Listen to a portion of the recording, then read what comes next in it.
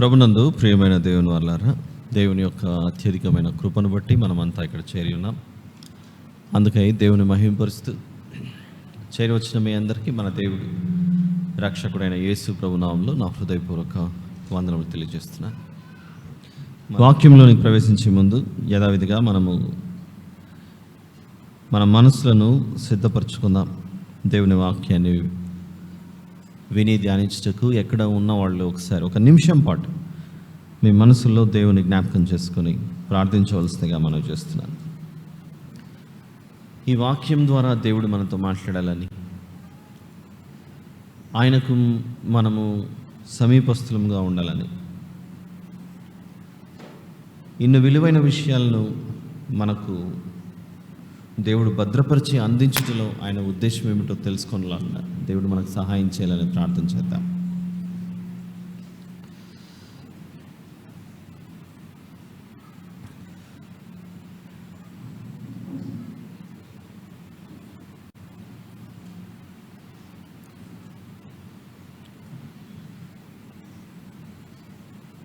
దేవుని వాక్యం సజీవమై బలము గలదై మనల్ని బ్రతికించున్నది ఆయన వాక్యమే అని మనం దేవునికి మన హృదయంలో కుమరిద్దాం.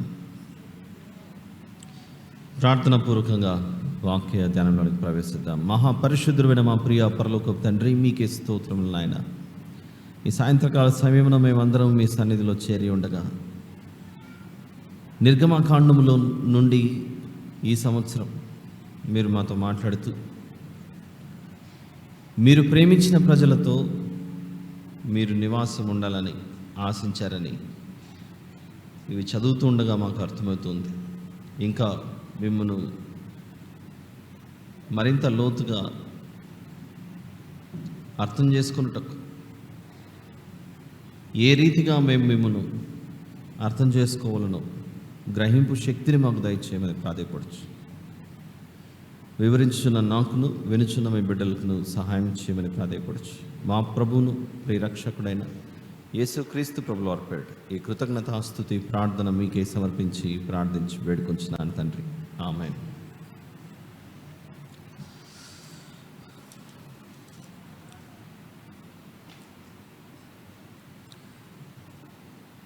నిర్గమకాండము 3వ అధ్యాయంలో నిన్నటి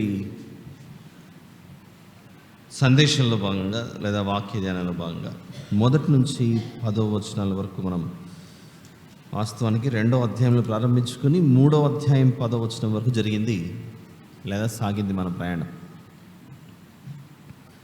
ఏం తెలుసుకున్నాం నిన్న? మోషే గారి తల్లిదండ్రులు చూపించిన విశ్వాసం, మోషే గారు విశ్వాసిగా పెరగటం,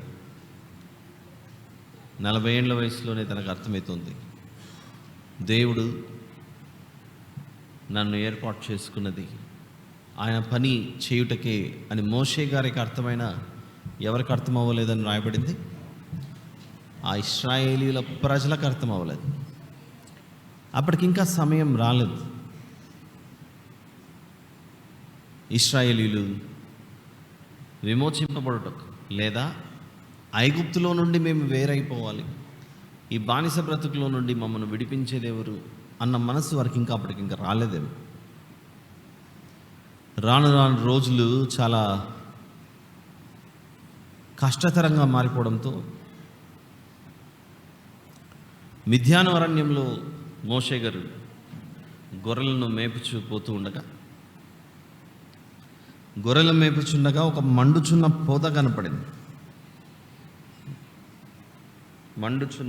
మండుచున్న పొద.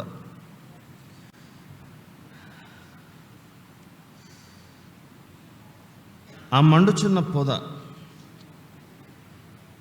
కాలిపోలేదు. చూద్దామా? 3వ అధ్యాయం 1వ వచనం నుండి. మోషే మిద్యాను యాజకుడైన యిత్రో అను తన మామ మందను మేపుచు ఆ మందను అరణ్యము అవతలకు తొలుకొని దేవుని పర్వతమైన హోరేబుకు వచ్చెను. ఒక పొద నడిమిని అగ్నిజ్వాలలలో యెహోవా దూత అతనికి ప్రత్యక్షమాయెను. అతడు చూసినప్పుడు అగ్ని వలన ఆ పొద మండుచుండెను, కానీ పొద కాలిపోలేదు. మండుచున్న ఈ పొద 3 విషయాలు తెలియజేస్తుంది. పొద ఏమో దేనిని సూచిస్తున్నట్లు భావించాం మనం? ఇశ్రాయేలీలు, గెర్షోను ప్రదేశంలో దట్టంగా పెరిగిన ఇశ్రాయేలీలు. మండుచున్న మంట ఐగుప్తు అనే ఇనుప కొలిమి. ఇక మూడవది, ఈ పొదలో 3 విషయాలను చూసాం ప్రధానంగా అని చెప్పాను. మండుచున్న ఈ పొద ఏమో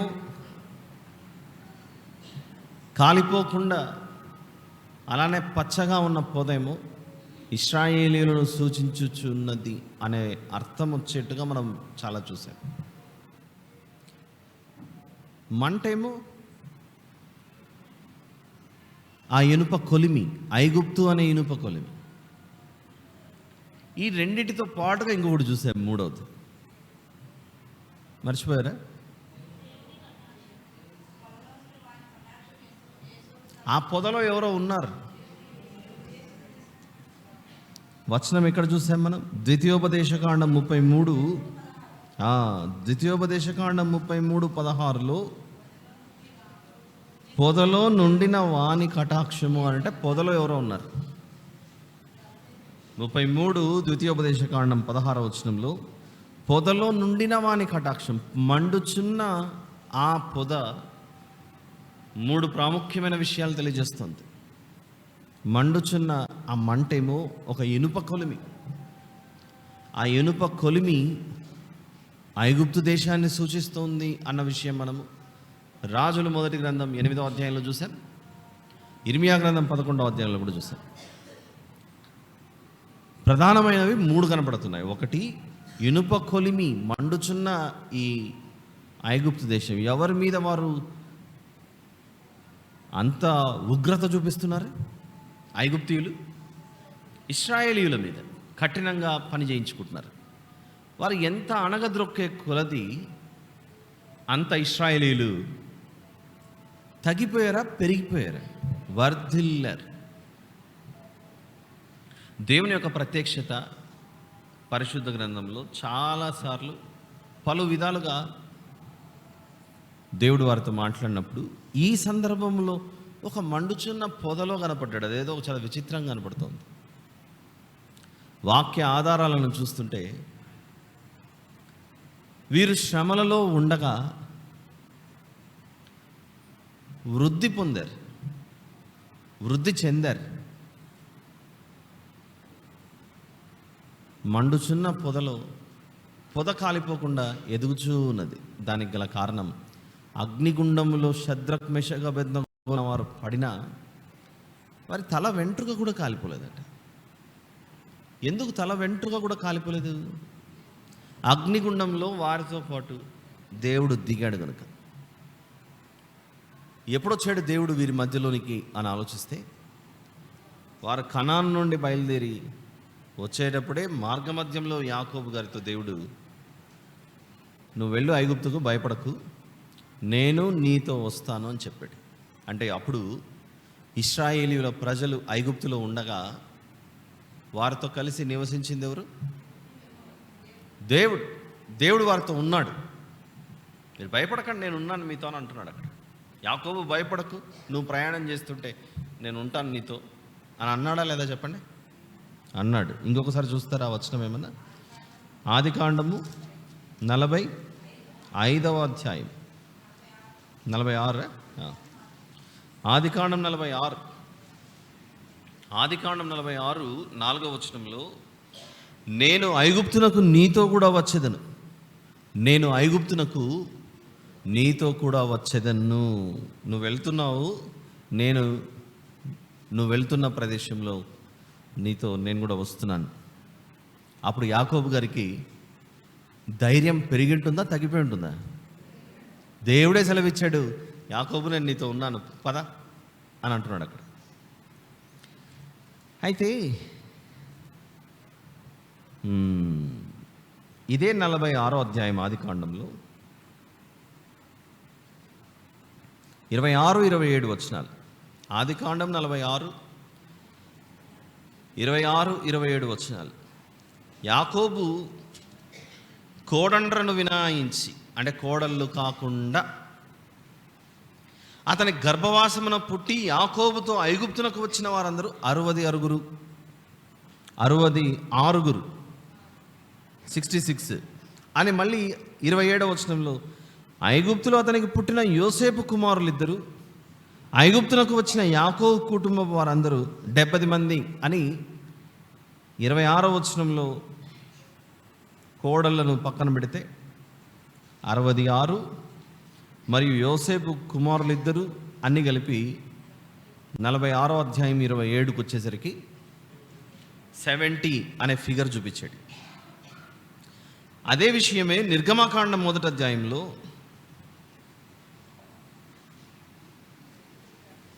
నిర్గమకాండం 1వ అధ్యాయంలో 2 నుంచి 5వ వచనం కలిసి ఉన్నాయి చూడండి. దాను, నఫ్తాలి, గాదు, ఆషేర్ అని చెప్పి వీరిలో ప్రతి వాడును తన కుటుంబముతో వచ్చెను. యాకోబు గర్భమున పుట్టిన వారందరూ 70 మంది. ఇక్కడ కూడా 70 మ్యాచ్ అయింది మనకు. అయితే ఇక ఫ్యూచర్లో మళ్ళీ అపోస్తలుల కార్యములు 7వ అధ్యాయం మీరు చదివే అవకాశం ఉంది. ఎవరు చదువుకోవచ్చు, ఎవరంతా వారు బైబిల్ చదువుకుంటారు కనుక ఒక అనుభవం మీకు ఎదురయ్యే అవకాశం ఉంది. అపోస్తలుల కార్యములు 7వ అధ్యాయం 14వ వచనంలో, అపోస్తలుల కార్యములు 7:14లో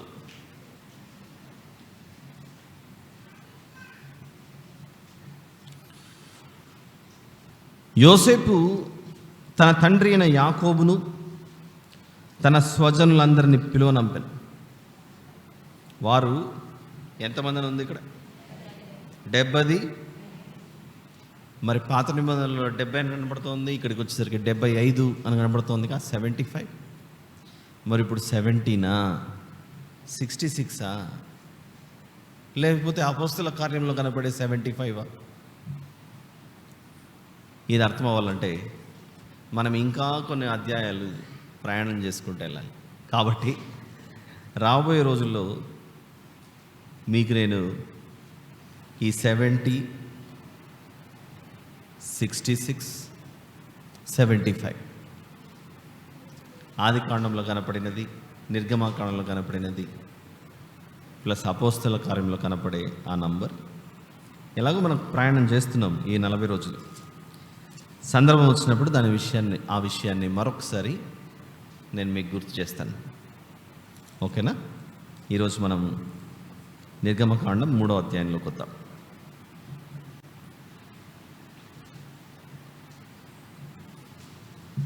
నిర్గమకాండము 3వ అధ్యాయం.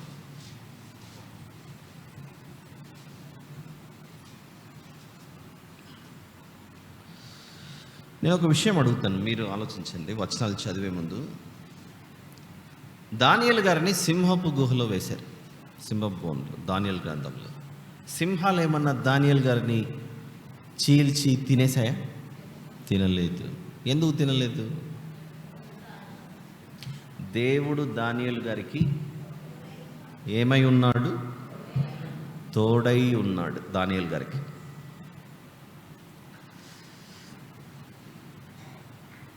గత 2 రోజులుగా షద్రక్, మెషక్, అబేద్నగో, 2 రోజులు అంటే నిన్న ఈరోజు అనుకుందాం, వారు కూడా అగ్నిగుండంలో పడ్డారు.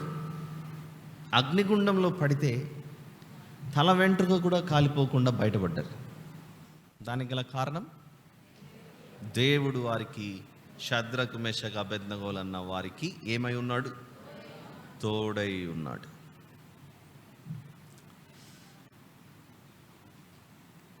అబ్రహాము గారు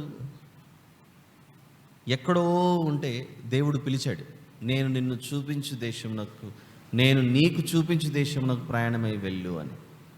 మరి అబ్రహాం గారు, శారమ్మ గారు, లోతు గారు ముగ్గురు ప్రయాణం చేసుకుంటూ పోతుంటే అబ్రహాము గారితో నడుచుకుంటూ ప్రయాణం చేసిండేది ఎవరై ఉండాలి? దేవుడు అబ్రహాము గారికి ఏమై ఉన్నాడు? తోడై ఉన్నాడు. చాలా కాలం తర్వాత అబ్రహాం గారు చనిపోవటము, తన కాలం అయిపోయిన తర్వాత దేవుడు ఇప్పుడు ప్రయాణం ఎవరితో ప్రారంభించాడు? అబ్రహాము గారి జీవితం అయిపోయిన తర్వాత తన కుమారుడైన ఇస్సాకు గారితో, ఇదిగో నీ తండ్రి అయిన అబ్రహాముకు నేను తోడుగా ఉన్నట్లు నీతోనూ ఉంటాను. ఇస్సాకు గారికి ఇప్పుడు తోడుగా ఉన్నదెవరు? దేవుడు ఇస్సాకు గారికి దగ్గరుండి నడిపిస్తున్నాడు. ఇస్సాకు గారికి అన్ని సమస్తమును దయచేస్తూ, దీవించి, ఆశీర్వదించి దయచేస్తున్నది ఎవరు? అక్కడ దేవుడు.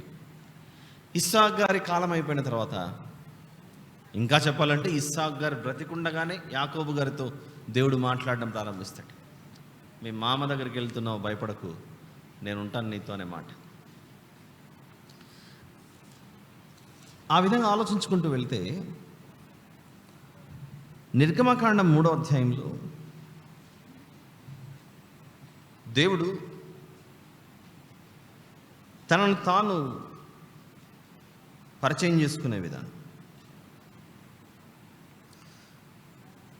మొదటి వచనం నుండి మళ్ళీ చూద్దాం. మోషే మిద్యాను యాజకుడైన యిత్రో అను తన మామ మందను మేపుచూ ఆ మందను అరణ్యమవతలకు తోలుకొని దేవుని పర్వతమైన హోరేబుకు వచ్చాను. ఒక పొద నడిమిని అగ్నిజ్వాలలలో యెహోవా దూత అతనికి ప్రత్యక్షమైంది. అతడు చూచినప్పుడు అగ్ని వలన ఆ పొద మండుచుండెను, కానీ పొద కాలిపోలేదు. అప్పుడు మోషే, ఆ పొద ఎలా కాలిపోలేదో నేను ఆ తట్టు వెళ్ళి ఈ గొప్ప వింత చూచెదననుకొనెను. దానిని చూచుటకు అతడు ఆ తట్టు వచ్చుట యెహోవా చూచెను. దేవుడు ఆ పొద నడుమ నుండి మోషే మోషే అని అతనిని పిలిచాడు. అందుకతడు చిత్తం ప్రభువా అనను. అందుకు ఆయన, దగ్గరకు రావద్దు, నీ పాదముల నుండి నీ చెప్పులు విడువము. నీ పాదములు తిరిగిన ఎక్కడెక్కడైతే తిరిగాయో అంత దుమ్ము ధూళి అన్నీ అంటించుకున్నావు నీ చెప్పులకు, కాళ్ళకు వేసుకున్న చెప్పులు. దేవుని దగ్గరికి వచ్చేటప్పుడట చెప్పులు విడిచి రావాలట. కొన్ని మందిరాలలో చెప్పులు విడిచి రాకుండా లోపలికి వేసుకొని వచ్చి కూర్చుంటారు. హైదరాబాద్లోనే ఉన్నాయి ఇలాంటి షూస్, స్లిప్పర్స్, శాండల్స్, ఇంకా హీల్స్. ఇప్పుడు ఎక్కడ కింద పడతారో తెలియదు. అలాంటివి కూడా వేసుకొని చర్చిలోకి వచ్చే సాంప్రదాయం ఈ కాలంలో చేసేస్తున్నారు. దేవుడు ఏర్పాటు చేసినటువంటి మందిరాలలో చెప్పులు వేసుకొని రాకూడదు. మంచి అలవాటు అది. ఎందుకంటే కొందరు కింద కూర్చుంటారు, మరికొందరు పైన కూర్చుంటారు. అలా మన ఇండ్లలోనే ఎప్పుడు కూడా మనం బయటంతా ఉద్యోగాలు చేసి ఆడుకొని అన్నీ చేసి అంతా ఇంటికి వచ్చిన తర్వాత కొందరు ఉన్నారులేండి, బయటంతా తిరిగి ఇంట్లో కూడా అవే చెప్పులు వేసుకొని తిరిగేటోళ్ళు కూడా ఉన్నారు. వాస్తవానికి అయితే మన ఇంటి సాంప్రదాయం ఒప్పుకోదు. మన ఇళ్ళల్లో బయట తిరిగి వచ్చిన చెప్పులు వేసుకొని తిరుగుతామా చెప్పండి? బయట వదిలేస్తాం. ఇంట్లో ప్రత్యేకంగా కొందరికి పాదాలు ఇబ్బందిగా ఉన్నవాళ్ళు ప్రత్యేకంగా చెప్పులు ఇంట్లో వాడుకోవడానికి మాత్రమే కొని వేసుకుంటారు. ఎందుకంటే షుగరు, డయాబెటీస్ ఇలాంటివి ఉన్నప్పుడు లోపల కండ కరిగిపోతూ ఉంటారు, ఎముకలు ఒత్తుకుంటాంటే కొందరు పెద్దవాళ్ళకు నడవలేక ఏం చేస్తారంటే ఇంట్లో కూడా చెప్పులు వేసుకొని తిరుగుతారు. ఎందుకంటే కండ అరిగిపోయి ఎముకలు గుచ్చుకుంటాయి నడిచేటప్పుడు. అలాంటి వాళ్ళ పరిస్థితి, పాదాల పరిస్థితి ఏదో ఉండి చెప్పులు ఇంట్లో వేసుకొని తిరుగుతున్నారు. అది కూడా ఇంట్లో వాడుకోవడానికి ప్రత్యేకంగా వాడుకుంటుంటే అది ఓకే. ఇంట్లో చెప్పులే బయటికి, బయట చెప్పులే ఇంట్లోకి వాడితే అది భయంకరం. ఇంట్లోనే మనం చెప్పులు వేసుకొని తిరగటానికి అంత ఇష్టపడం, కానీ దేవుని మందిరంలోకి వస్తే మాత్రమే చెప్పులు, బూట్లు అన్నీ వేసుకొని. అసలు రోడ్లు ఎలా ఉంటాయండి మన దేశంలో? ఇంకా శుభ్రం గురించి పెద్దగా అలవాటు చేసుకోలేదు ప్రజలు. అదే రోడ్డు మీదనే ఉమ్మేస్తుంటాడు. ఆ ఉమ్ములో మళ్ళీ రకాలు చెప్పాల్సిన అవసరం లేదు. ఇంకా కొందరు ఇంట్లో కుక్కర్లు పెంచుకుంటారు. కానీ ఎందుకో సాయంత్రం పూట్ల మాత్రమే కుక్కను వాకింగ్ తీసుకెళ్తారు. స్టైల్గా చెప్తారు, ఏమని, కుక్కను వాకింగ్ తీసుకెళ్తున్నాం అంటారు. కానీ తీసుకెళ్లేది వాకింగ్ కొరకు కాదు. వాకింగ్ కొరకే ఉండొచ్చేమో, కానీ ఇంట్లో అవి చేయాల్సిన పనులన్నీ చేస్తే ఇల్లు గలీజ్ అయిపోతుందని దాన్ని రోడ్డు మీద తీసుకెళ్ళి మిగిలిన పనులన్నీ చేపిస్తారు. అక్కడంతా మనము తెలియకుండానే కాలు పెట్టడం, తిరగడం అవన్నీ చేసి అదే చెప్పులు బూట్లు అన్నీ వేసుకొని వచ్చి మందిరంలో అడుగు పెడతాం. ఎంత అశుభ్రంగా దాన్ని తయారు చేస్తున్నాం ఆలోచించండి. అందుకే మన దేవుడిచ్చిన ఈ స్థలాన్ని ఎంతో శుభ్రంగా వాడుకోవడం చాలా మంచిది, ఆరోగ్యానికి మంచిది, పరోక్షంగా పరిశుద్ధతకు కూడా చాలా బాగుంటుంది. సమాజానికి అంతవరకు అర్థమైంది, మందిరంలోకి చెప్పులు వేసుకొని రాకూడదు అన్న వరకే అర్థమైంది. కారణం ఏంటంటే నిర్గమకాండం 3వ అధ్యాయంలో దేవుడు చెప్పాడు, మోషే నీ చెప్పులు విడిచిపెట్టరా. ఇదంతా ఒక క్రమం, ఒక పద్ధతి. ఇప్పుడు నాకు ఇదే విషయం మరొక సెకండ్ వ్యూలో అర్థమవుతుంది. ఇంకొకటి మీకు కూడా అది చెప్తాను. ఇంతవరకు విన్నది ఫస్ట్ వర్షన్, దుమ్ము చెప్పులు అన్నీ లోపలికి వేసుకొని వస్తే గలీజ్ అవుతుంది, అది ఫస్ట్ వర్షన్. ఇప్పుడు సెకండ్ వర్షన్, నేనున్నాను ఇక్కడ, నీ చెప్పులు విడిచిపెట్టరా అంటున్నాడు అక్కడ దేవుడు. చెప్పులు వేసుకొని మనం ఎక్కడెక్కడో తిరుగుతాం. చాలా దుమ్ముతో నా దగ్గరికి రావద్దు, అపవిత్రమైన వాటితో నా దగ్గరికి రావద్దు అంటున్నాడు దేవుడు అక్కడ. విడిచిపెట్టి ఫస్ట్. ఎక్కడెక్కడో తిరిగావు, మలినం అంటుకుంది. ఎక్కడెక్కడో తిరిగావు, మలినం అంటుకుంది. దాన్ని విడిచిపెట్టి రా నా దగ్గరికి. నాతో మాట్లాడాలంటే నీకున్న ఈ అంటుకున్న ఈ మలినం నుంచి వాటిని తొలగించుకుని దగ్గరికి రా, మాట్లాడుతున్నాం అని అంటున్నాడు అక్కడ. ఆ దృష్టిలో ఆలోచిస్తే, కొంచెం ఆత్మీయంగా దీని విషయం ఆలోచిస్తే, దేవుని దగ్గరకు వచ్చేటప్పుడు మన శరీరంలో మాత్రమే కాదు శుభ్రంగా ఉండాల్సింది, మన ఆత్మ, మన హృదయం కూడా మలినం అంటించుకోకుండా రావాలి అనే సందేశం అక్కడ భద్రంగా దేవుడు మన కొరకు దాచిపెట్టినట్లు నాకు అర్థమవుతుంది. నాకు ఇలా అర్థమైంది, మీకు అర్థమవుతుందా? ఇదే విషయమే పరలోకం అనే ఆ దేవుని సన్నిధిలో. ఎందుకంటే దేవుడు ఆత్మస్వరూపి. ఆకాశం నా సింహాసనం, భూమి నా పాదపీఠం అన్నాడు. మనమంతా ఏ యాత్ర చేస్తున్నాం? ప్రస్తుతానికి భూమి మీద యాత్రికులుగా పరలోక యాత్రకు ప్రయాణం కడుతున్నాం. మనం పరలోక యాత్ర చేస్తున్నాం. మనం ఈ పరలోక యాత్ర చేసేటప్పుడు మలినం అంటించుకొని దేవుడున్న పరలోకానికి అడుగు పెట్టడానికి సాధ్యమవుతుందా చెప్పండి? అవ్వదు. అందుకే మన ఆత్మలకు అంటుకున్న మలినాన్ని తొలగించుకొని అది ఎలా సాధ్యం? ఆత్మకు అంటుకున్న మలినం పోవాలంటే ఏం చేయాలి? యేసు ప్రభు యొక్క రక్తము చేత మనం కడుగబడాలి. ఆ ప్రభు మనకు ఉచితంగా దయచేసిన ఆ కృప చేత మనం రక్షింపడాలి. ఆ మలినం కడిగి వేసుకొని తొలగించుకుంటేనే పరలోకమందున్న దేవుని సన్నిధిలోనికి మనం అడుగు పెట్టడానికి మనకు ప్రవేశం దొరుకుతుంది. 2 విషయాలు అర్థమవుతున్నాయి. దేవుడు ఉండే స్థలంలో ప్రవేశించాలంటే మలినం ఉన్న దానిని విడిచిపెట్టేయాలి అనే సందేశం ఒకటి ఉంది అక్కడ. మోషే చెప్పులు వేసుకున్నావు, విడిచిపెట్టరా అంటున్నాడు అక్కడ. చూద్దాం అక్కడ 4వ వచనంలో, మోషే మోషే అని అతన్ని పిలిచాను, అందుకు అతడు చిత్తం ప్రభువా అన్నాడు. అందుకు ఆయన దగ్గరకు రావద్దు, నేను పిలుస్తానే నువ్వు వచ్చేటప్పుడు, నా దగ్గరకు వచ్చేటప్పుడు నీ పాదముల నుండి నీ చెప్పులు విడువము, నీవు నిలిచి ఉన్న స్థలం పరిశుద్ధ ప్రదేశం అనండి. ఒక వ్యక్తి చెప్పులు వేసుకొని ఎక్కడెక్కడ తిరుగుతాడు చెప్పండి? చెప్పు కానీ, షూ కానీ, ఎక్కడ లోకంలో అన్ని చోట్ల తిరుగుతాడు.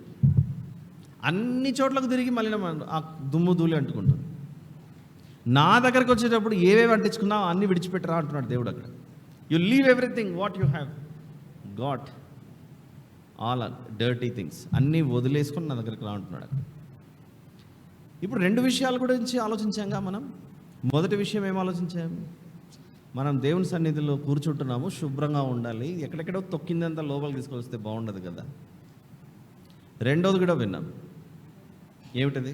దేవుని దగ్గరికి మనం రావాలంటే, ఆయన సన్నిధిలో ఉండాలి అనే ఆశ ఉంటే మన ఆత్మకు అంటుకున్న మలినాన్ని కూడా తొలగించుకొని పరిశుద్ధంగా, ఆయన మొదటి నుంచి కోరుకున్నది ఏంటి?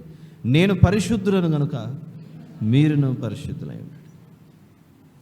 రెండిట్లో ఒకటి పాటించి ఒకటి వదిలేద్దామా, రెండు పాటిద్దామా?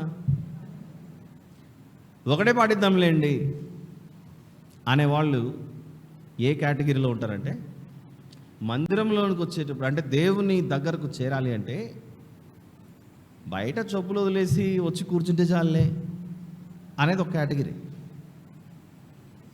రెండో కేటగిరీ, నేను అక్కడ చెప్పులు వదిలిపెట్టడమే కాదు,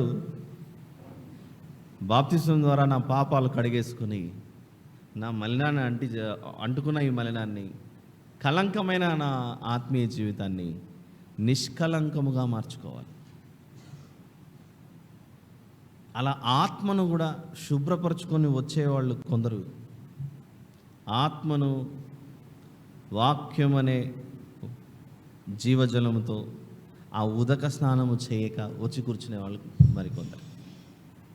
కాబట్టి దేవుని మందిరానికి వచ్చేటప్పుడు మనం ఏం చేయాలి? మనల్ని మనం పరిశీలించుకోవాలి, పరీక్షించుకోవాలి. నాకు ఇంకా ఏదైనా మలినం అంటుకొని ఉందా?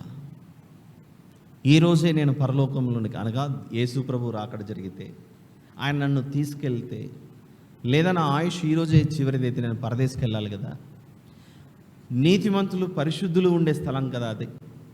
ఆ నీతిమంతులు పరిశుద్ధులు ఉండే స్థలంలో నేను నివసించాలంటే నేను తిరిగిన తిరుగుళ్ళు, తలంచిన తలంపులు, చేసిన ప్రతిదాన్ని నేను విడిచిపెడితే తప్ప దేవుని సన్నిధిలోనికి అడుగు పెట్టలేను కదా అని ఆలోచిస్తారు. మీరు గమనిస్తే చాలా సందర్భాల్లో స్కూలు, పిల్లలు, కాలేజు, ఎడ్యుకేషన్ ఇలాంటి ఎగ్జాంపుల్స్ మాట్లాడుతుంటాను. ఎక్కువసార్లు అవే తీస్తాను. అక్కడ నుండి మనకు ఎన్నో పెద్ద పెద్ద విషయాలు నేర్పించడానికి it is a wonderful learning experience. ఒక వ్యక్తి డాక్టర్ కావాలనుకున్నాడట. ఎంబీబీఎస్లో సీట్ వచ్చింది. నాకు సీట్ వచ్చింది, నీట్ ఎగ్జామ్ పాస్ అయిపోయాను, రేపే నేను డాక్టర్ అని మీరు ఇట్లా పడుకోండి మీకు ఆపరేషన్ చేస్తానంటే చెల్లుతుందా? చెల్లదు. ఆ లెవెల్ రావాలంటే వాళ్ళకి ల్యాబ్లో వాళ్ళ ప్రొఫెసర్స్ చెప్పే చదువులు, ల్యాబ్లో చిన్న చిన్న పురుగుల మీద, కప్పల మీద ఇవన్నీ ఎన్నో ఎక్స్పెరిమెంట్లు చేస్తుంటారు విద్యార్థులు. అవన్నీ చేసి ఆ ల్యాబ్లో సక్సెస్ రేట్ చూసి ఆ తర్వాత మళ్ళీ ఇంటర్న్షిప్ కొద్ది రోజులు సీనియర్స్ కింద పనిచేస్తూ పోవాలి. ఎలాగైతే కొన్ని ఎగ్జాంపుల్స్ చూపించుకుంటూ ఫైనల్ స్టేజ్కి తీసుకెళ్తారో, ఈ చెప్పులు విడిచిపెట్టి రమ్మనేది కూడా కొద్దిసేపు ఇది ఒక నీడ, ఒక ఛాయ లాంటిది అనుకొని, దీని ద్వారా నా ఆత్మను గురించి కూడా దేవుడు ఏదో మాట్లాడుతున్నాడు కదా అని మనం ఎందుకు ఆలోచించకూడదు? నేనుండే స్థలం పరిశుద్ధ స్థలం. నా దగ్గరికి వచ్చేటప్పుడు నువ్వు అంటించుకున్న మలినాన్ని విడిచిపెడితేనే, కడిగి వేసుకుంటేనే నువ్వు నా దగ్గరికి రావడానికి ఎలిజిబుల్ అని మాట్లాడుతున్నాడు, అర్హుడు అని మాట్లాడుతున్నాడు. అక్కడ క్రొత్త నిబంధనకు వచ్చిన తర్వాత మనలను యేసు ప్రభు ఎఫెసీ పత్రిక 5వ అధ్యాయంలో,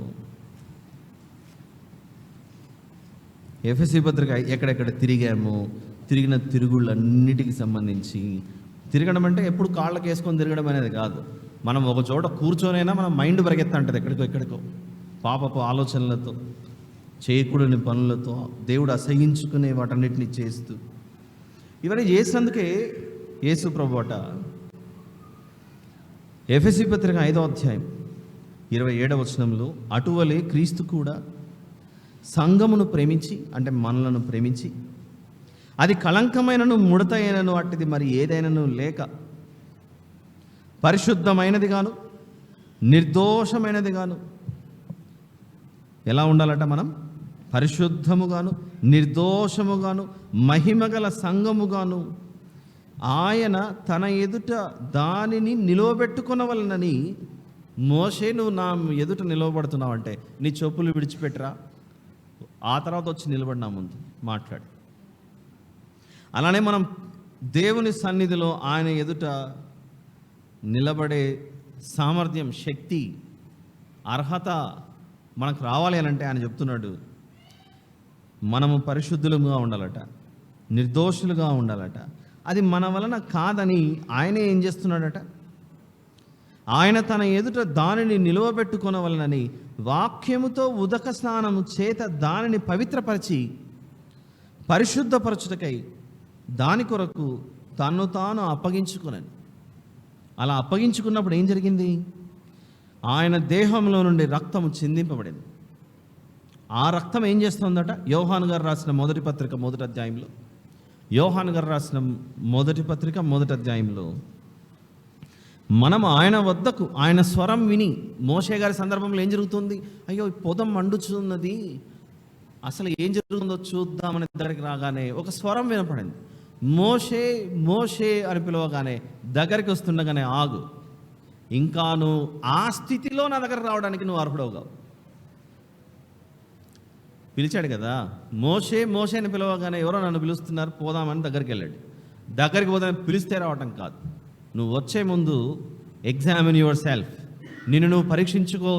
నా దగ్గరికి వచ్చే ముందు నీవు వేసుకున్న చెప్పులు విడిచిపెట్టొచ్చాయి. ఇది పరిశుద్ధ స్థలం.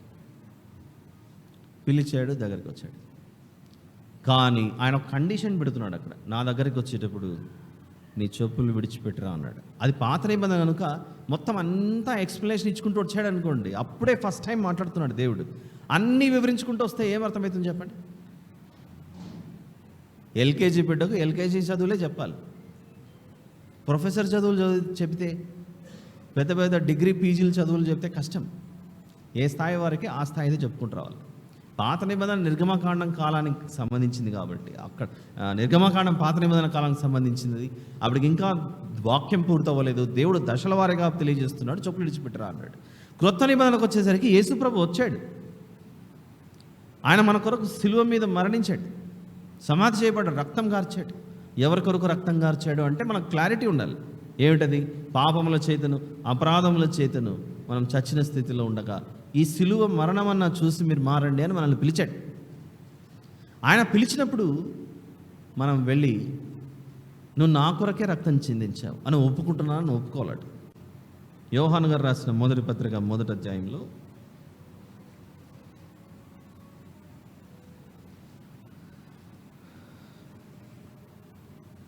5వ వచనం నుండి చూద్దాం.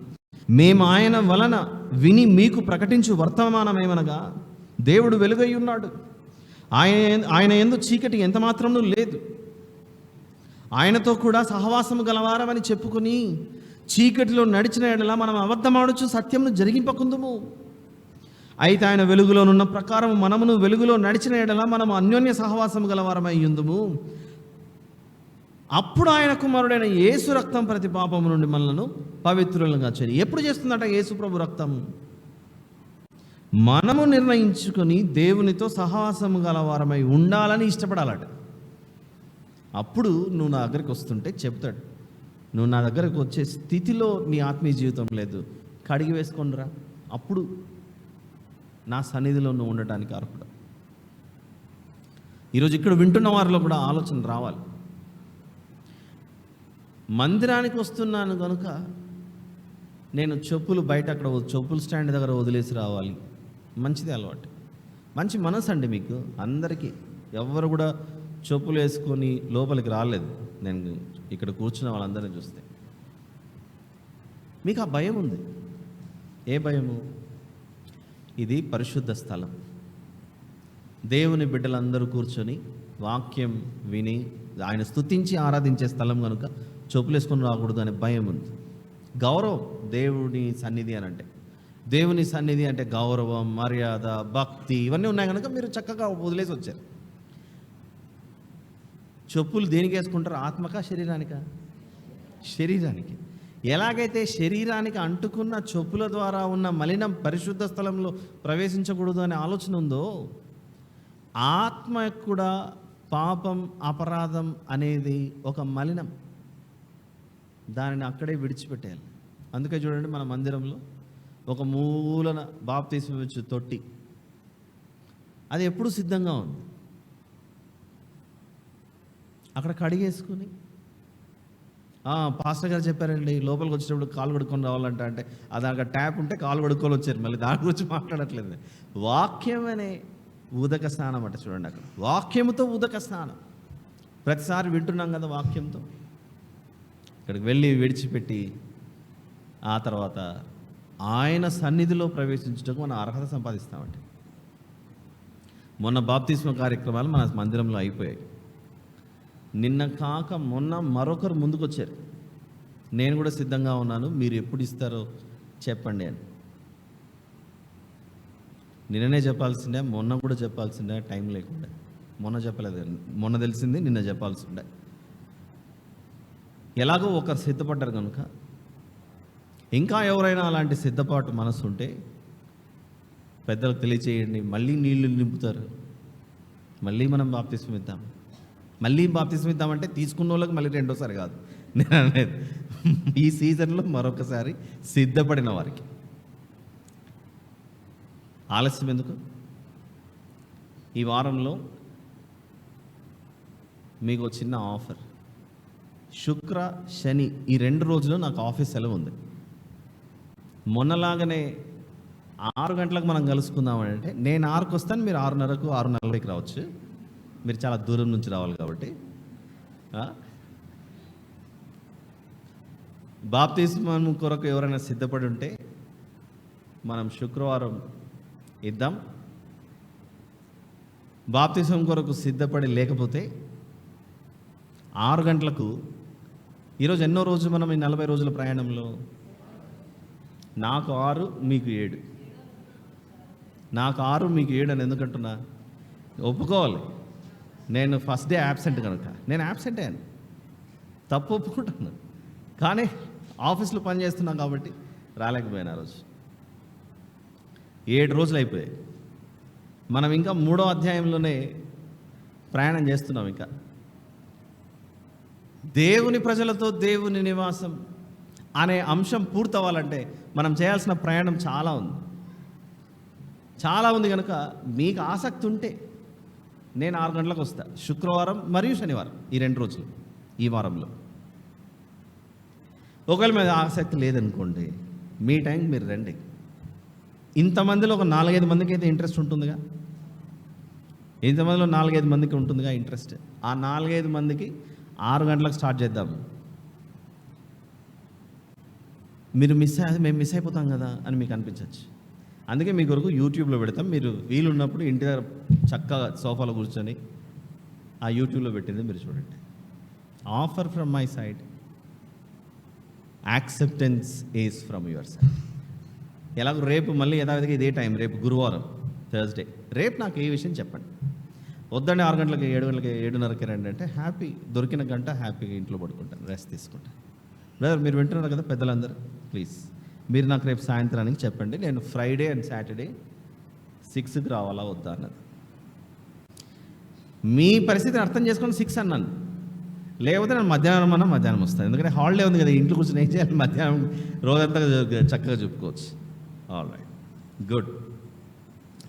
కాబట్టి ఏం విన్నాం ఇక్కడ? మనం ఆయన వద్దకు వస్తే ప్రభు యొక్క రక్తం మనల్ని కడిగి పవిత్రపరుస్తుందండి. మనమే ఆయన దగ్గరికి రావాలి.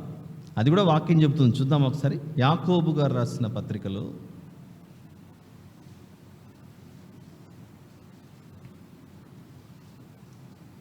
4వ అధ్యాయం.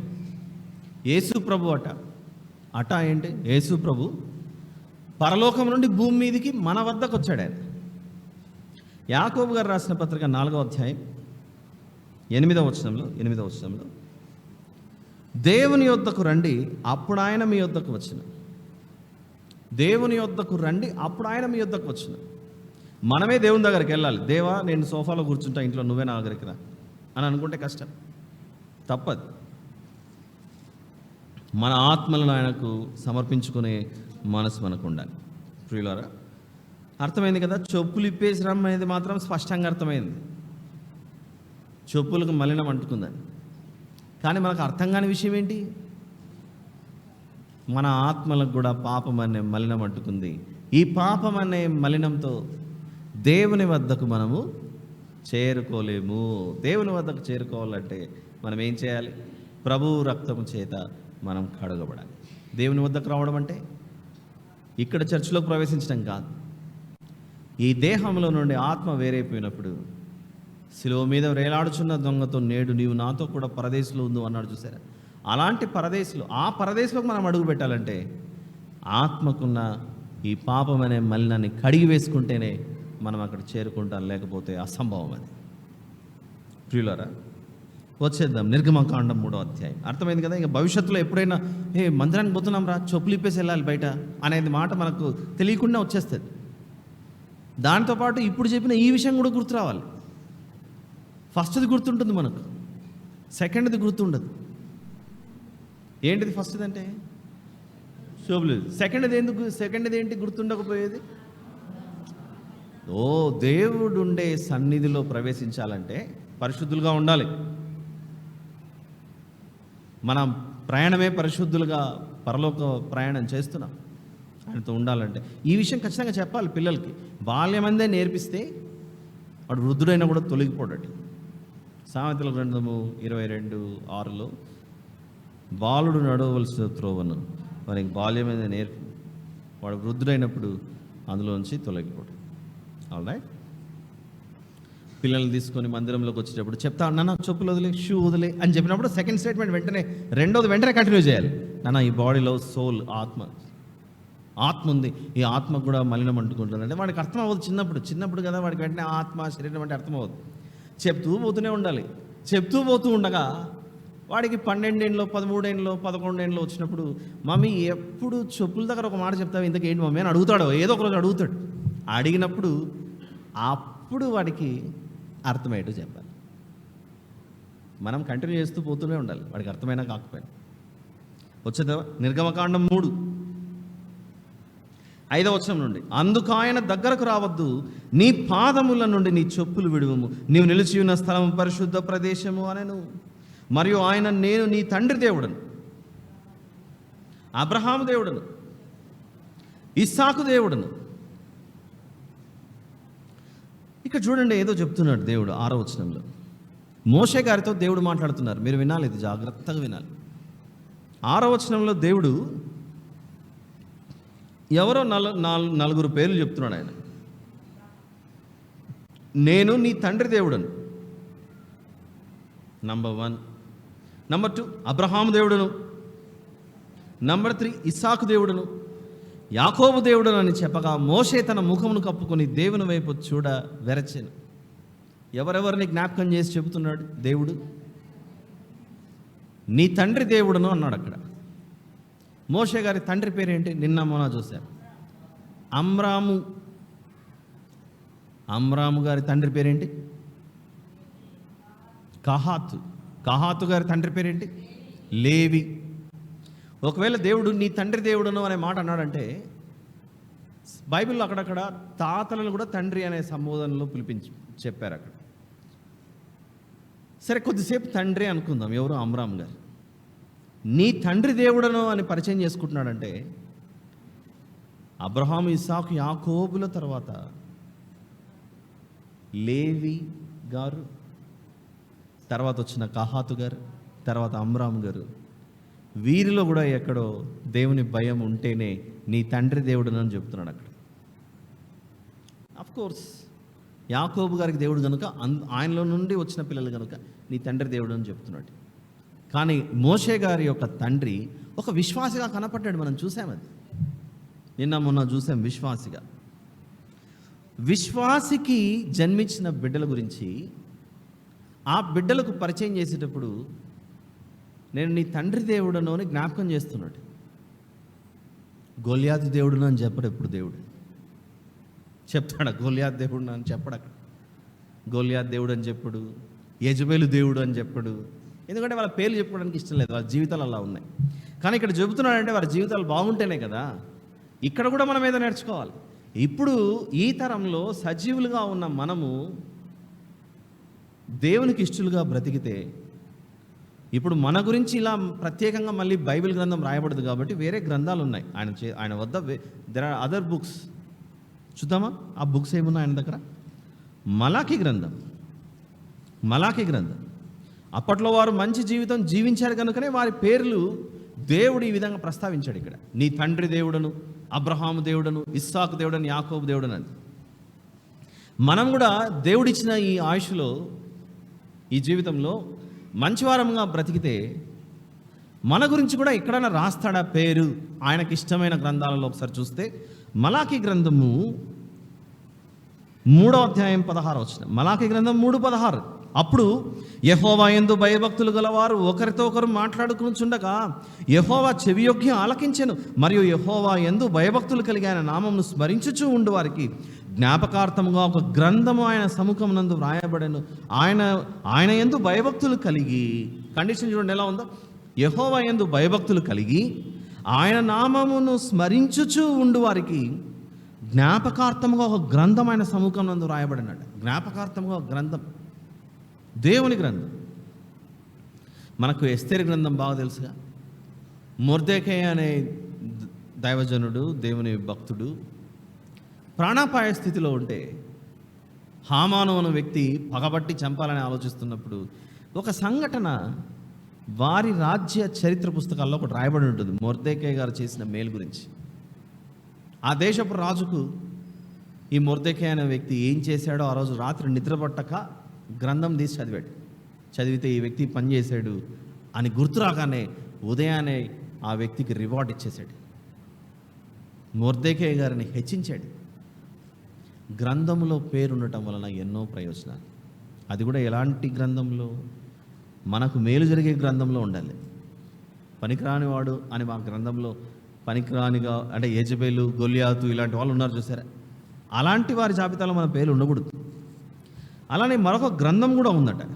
మరొక గ్రంథం ప్రకటన గ్రంథం 20వ అధ్యాయం 12వ వచనంలో, ప్రకటన గ్రంథం 20వ అధ్యాయం 12వ వచనంలో, మరియు గొప్పవారేమి కొద్దివారేమి మృతులైన వారందరూ ఆ సింహాసనం ఎదుట నిలువబడి ఉండటం చూచి తిని అప్పుడు గ్రంథములు విప్పబడెను, మరియు జీవ గ్రంథమును వేరొక గ్రంథం విప్పబడెను. ఒక గ్రంథం ఉందట, జీవ గ్రంథం. 15వ వచనం, ఎవని పేరైనను జీవ గ్రంథమందు వ్రాయబడినట్టు కనబడని ఎడల వాడు అగ్నిగుండంలో పడవేయబడును. జీవితంలో మనం ఏం చేసినా ఎందుకు పుస్తకాలలో వ్రాయబడుతూ ఉంటాయి, రిజిస్టర్లలో పేర్లు ఎక్కుతుంటాయి, గ్రంథాలలో వ్రాయబడుతుంటాయి మన గురించి. ఫర్ ఎగ్జాంపుల్, ఇప్పుడంటే చాలా ఎలక్ట్రానిక్ డివైసెస్ వచ్చాయి. పాతకాలంలో ఒక కంపెనీలో పనిచేస్తున్నాం, ఒక చోట పనిచేస్తున్నామంటే ఈరోజు నేను డ్యూటీకి వచ్చాను అని మనం వెళ్ళి ఒక చోట సంతకం పెట్టాలో పెట్టకూడదో చెప్పండి? సంతకం పెడతాం. ఒకవేళ మన సంతకం అక్కడ లేదనుకోండి, ఈరోజు రాలేదు ఏమైందని అంటే మన గురించి ఒక పుస్తకం రాయబడుతుంది మనం పనిచేసే చోట కూడా. పిల్లలు చదువుకునే స్కూలు కాలేజీల్లో కూడా వాళ్ళ రిజిస్టర్లలో పేరు ఉంటుంది. ఆ స్కూల్లో కానీ కాలేజీలో కానీ పేరు లేకపోతే ఆ విద్యార్థి ఆ స్కూలుకు సంబంధించినోడే కాదు. ఎవరు బాబు నువ్వు అని అంటారు. అదే ఆ రిజిస్టర్లో పేరుంటే ఏదో అబ్బాయి అండి 3rd క్లాస్ 4th క్లాస్ చదువుతున్నాడు అని చెప్పేసి లోపలికి పిలిచిపోతారు. ఆఫీసులో పనిచేసే చోట మన పేరు ఉండాలని ఇష్టపడతాం, చదువుకునే చోట మన పేరు ఉండాలని ఇష్టపడతాం. ఇప్పుడు ఎగ్జామ్స్ టైం, మార్చ్ ఏప్రిల్, అందరూ పోతున్నారు లోపలికి ఎగ్జామ్ హాల్లో, నువ్వు మాత్రం గేట్ దగ్గర నిలుచుకున్నావు. ఎందుకు? చేతిలో హాల్ టికెట్ లేదు, పేరు లేదు, నువ్వు ఎవరో తెలియదు అంటున్నాడు అక్కడ వాచ్మెన్. నిన్ననే వచ్చాను, నీ ముందరే పోయానంటే నువ్వు నిన్న వచ్చి ఉండొచ్చు, నా ముందరే పోయి ఉండొచ్చు, ఈ రోజు చూపించాడు మళ్ళీ. ఇలా మనము నిత్య జీవితంలో సరే అండి, చదువుకునే వాళ్ళకైతే ఇవన్నీ ఉన్నాయి. మేమంటే వ్యవసాయము, అగ్రికల్చర్, మాకేంటి, మాకే గ్రంథాలు ఉండవు, ఏ పుస్తకాలు ఉండవు కదా అని అంటే అక్కడ కూడా ఇరుక్కుపోతాం. నువ్వు పనిచేసే పొలము దున్నే ఆ పొలము నీదే అని నిరూపించుకోవాలంటే ఆ పొలానికి కూడా ఒకటేముండాలి, ఒక పాస్బుక్ ఉండాలి, ఒక పట్టా ఉండాలి, ఇది మీదే అన్న విషయం ఉండాలి. అక్కడ కూడా ఉంటేనే నువ్వు ఈ పొలం అని నీకు పిలువబడుతుంది. ఆ పుస్తకం లేకుండా, పాస్బుక్ అనేదో పట్టా అనో లేకపోతే నువ్వు కూలివాడవే, పని చేయించుకుంటారు, పంపించేస్తారు, గెట్ అవుట్ అంటారు, ఇది మాది నువ్వు వెళ్ళిపో అనేస్తారు. మనకు తెలియకుండానే అన్ని చోట్ల ఓట్ వేయాలంటే మన పేరు ఉండాలి, ఎక్కడైనా ఒకటి రిజిస్టర్ చేసుకోవాలంటే ఆధార్ కార్డులో పేరు ఉండాలి, బ్యాంక్ పనులు చేసుకోవాలంటే పాన్ కార్డులో పేరు ఉండాలి. ఈ భూమి మీద జరిగే ప్రతిదాని విషయంలో మన పేరు కనపడాలి, మన పేరు కనపడాలి. అబ్బా, ఈ పేరు గురించి మామూలు విషయం కాదండి. క్రిస్మస్ న్యూ ఇయర్ వస్తే నా పేరు చెప్పలేదండి సెక్రటరీ, అందరి పేరు చెప్పాడు, నా పేరు చెప్పలేదు. ఇంకా అట్లయితే అయిపోయి ఇంకా చర్చికి రావడం మానేయాలి. పేరు కనపడకపోతే మనకు ఎంత అవమానం అండి, నిజమా కాదు చెప్పండి? అబ్బా ఇంతవరకు భూమి పట్టాలు స్కూలు కాలేజీలు అన్నారు, తిరిగి మమ్మల్నే కొట్టారు ఈ మాట చెప్పంటే. అలా ఉంది ప్రపంచం. పేరు లేకపోతే ఇంత బాధపడుతున్నామే. ఆత్మీయ జీవితంలో దేవుని యొక్క కవిలలో, ఆయన గ్రంథంలో మన పేరు లేదని ఏ రోజైనా ఒక రోజు బాధపడ్డామా? పేరు ఎలా వస్తుంది? మళ్ళీ అన్ని భూమి గుండ్రంగా ఉంది, మళ్ళీ అక్కడికి వచ్చింది. ఎక్కడికి వచ్చింది? ఎఫెసీ పత్రిక దగ్గరకు వచ్చింది. మొదటి అధ్యాయం, ఎఫెసీ పత్రిక మొదటి అధ్యాయం 13వ వచనంలో, ఎఫెసీ పత్రిక మొదటి అధ్యాయం 13, మీరును సత్యవాక్యమును అనగా మీ రక్షణ సువార్తను విని క్రీస్తునందు విశ్వాసముంచి వాగ్దానము చేయబడిన ఆత్మచేత ముద్రింపబడితిరి అన్నది. ఈ ముద్ర పడాలంట మన మీద. ఈ ముద్ర పడాలంటే ఏం చేయాలి? సత్యవాక్యమును. ఏమిటా సత్యవాక్యం? నీ రక్షణకు సంబంధించిన సువార్త అట. నువ్వు ప్రమాదంలో ఉన్నావు, నీ పేరు దేవుని గ్రంథంలో లేదు, నీ పేరు దేవుని యొక్క జ్ఞాపకార్థ గ్రంథంలో లేదు, నీ పేరు దేవుని యొక్క జీవ గ్రంథంలో లేదు, దేవుడు నిన్ను ముద్రించుకోలేదు, ముద్ర లేదు, పేరు లేదు, చిరునామా లేదు, ఏమి లేదు. ఇప్పుడు దేవుని దృష్టిలో నువ్వెవరు? తెలియని వాడి. పేరు లేకపోతే ఎంత బాధపడతాం చూడండి. అలాంటప్పుడు దేవుని గ్రంథంలో పేరు ఉండాలి. అబ్బా, నిర్గమకాండం 3వ అధ్యాయంలో 6వ వచనంలో దేవుడు మోషే గారు అడగకుండానే, ఇదిగో మోషే నేను ఎవరు అనుకుంటున్నావు? నీ తండ్రి దేవుడను అని. ఆ తండ్రి ఎంత విశ్వాసం చూపించింటే నీ తండ్రి దేవుడు అని చెప్పిండాలి అక్కడ. ఒకప్పుడు యోసేపు గారిని అమ్మేశారు అన్నలు, కానీ యోసేపు గారు చూపించిన ప్రేమకు వారి గుండెలు కరిగిపోయి వారు కూడా మారు మనసు పొందింటేనే వారికి పుట్టిన పిల్లలను ఇలా భయభక్తులతో పెంచుండాలి. మా తమ్ముడు మేము మా దగ్గర ఉన్నప్పుడు కొన్ని కలలు చెప్పాడురా, ఆ కలలు చెబుతుంటే మేము ఎగతాళి చేశాం. ఇదో కలలు కనేవాడు వస్తున్నాడు అని మేము ఎగతాళి చేసాము ఒకప్పుడు. కానీ 20 సంవత్సరాల పైన దాటిపోయిన తర్వాత, 25 సంవత్సరాల తర్వాత మా తమ్ముడు చెప్పిన కలలన్నీ నిజమే అయ్యాయి. మేమొచ్చి అన్నలమైన మేము తమ్ముడి దగ్గర సాష్టాంగ నమస్కారం చేసాము. తమ్ముడు ఆ రోజు కలలు చెప్పలేదు, ప్రవచనం చెప్పాడు. ఇది దేవుని సంకల్పానుసారముగా జరిగింది అని మిగిలిన యాకోబు గారి పిల్లలు, వారికి పుట్టిన పిల్లలకు యోసేపు గారి కలల భావం వివరించి ఉండాలి. దేవుడు మా తమ్ముని ద్వారా మాట్లాడిన విషయాలు ఇప్పుడు తెలుసుకున్నాము అని చెప్పినందుకే ఇక్కడ నిర్గమకాండం 3వ అధ్యాయంలో మోషే గారి వద్ద దేవుడు నీ తండ్రి దేవుడు అనే మాట పలుకుతున్నాడు అక్కడ. అంతేకాకుండా వారు మారు మనసు పొంది పశ్చాత్తాపడినట్లు తండ్రి వద్దకు వెళ్ళి తమ్ముడు బ్రతికే ఉన్నాడని చెప్పి తండ్రిని తీసుకొని వస్తారు. నిజంగా తమ్ముడి మీద ఇంకా ద్వేషం ఉండింటే అప్పుడు వెళ్ళినప్పుడు కూడా ధాన్యం కొనుక్కొని తప్పించుకున్నట్లు వెళ్ళిపోయేవాళ్ళు. ఏదో ఒకటి చేసి దుర్మార్గంగా ప్రవర్తించలేదు వాళ్ళు. తర్వాత మారు మనసు పొందారు.